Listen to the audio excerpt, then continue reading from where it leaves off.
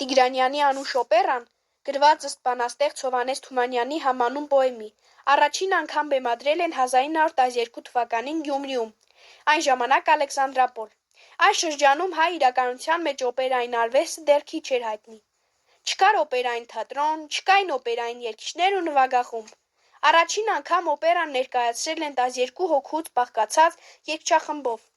ոչ թե մեծ օպերային նվագախմբով, ինչպես լինում է սովորաբար։ Համեստ էին։ Այդուհանդերձ օպերան շռնդալից հաջողությամբ բացավ, դահլիճը լեբլեց ուներ, անգամ դրսից պատուհաններից էին լսում, իսկ ավարտից հետո մարդիկ դուրս էին եկել փողոց և սկսել երգել իրենց մեջ տպավորված մեղեդիները։ Դրանից հետո անուշ օպերան ներկայացրել են բազմաթիվ քաղաքներում։ 1935 թվականին առաջին անգամ բեմ է բարձրացել Երևանի Սպենդիարյանի անվան օպերայի և բալետի ազգային ակադեմիական թատրոնում։ Տիգրանյանի անուշն առաջի բեմադրությունից առաջ հատվածաբար ներկայացրել են Թբիլիսիում, Ներսիսյան դպրոցի սաների ուժերով, իսկ Ներսիսյան դպրոցը հայ իրականության համար բացառիկ նշանակություն ունեցող կրթական հաստատություն էր։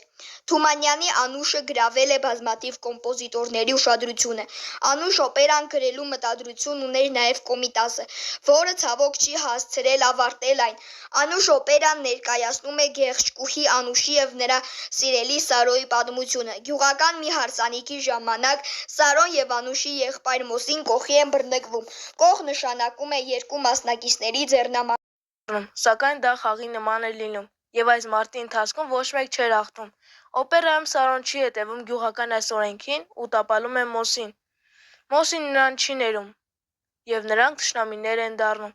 Ի վերջո Մոսին վրեժ է լուծում և սպանում Սարոյին։ Անուշը դրան չի դիմանում, նախ հեռանում է տնից, ապա խելագարվում։ Օպերայում ներկայացված են գյուղական կյանքը, ավանդությունները, սովորությունները, հատուկ շեշտադրված է համբարձման տոնի տեսարանը։ Մայիս ամսին։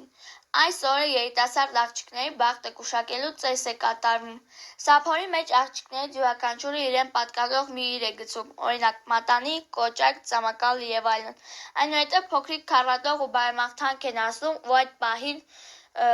սափորից հանում են որևէ իր։ Արտասանված բարեմաղթանքը վերաբերվում է տվյալ իրի տիրոջը։ Անուշ օպերայում Անուշին վերաբերվող տողն ասում էր, որ նրա սիրելին կսպանվի։ Այդ պատճառով Անուշը հավատում էր, որ իր ճակատագիրն արդեն վճռված է։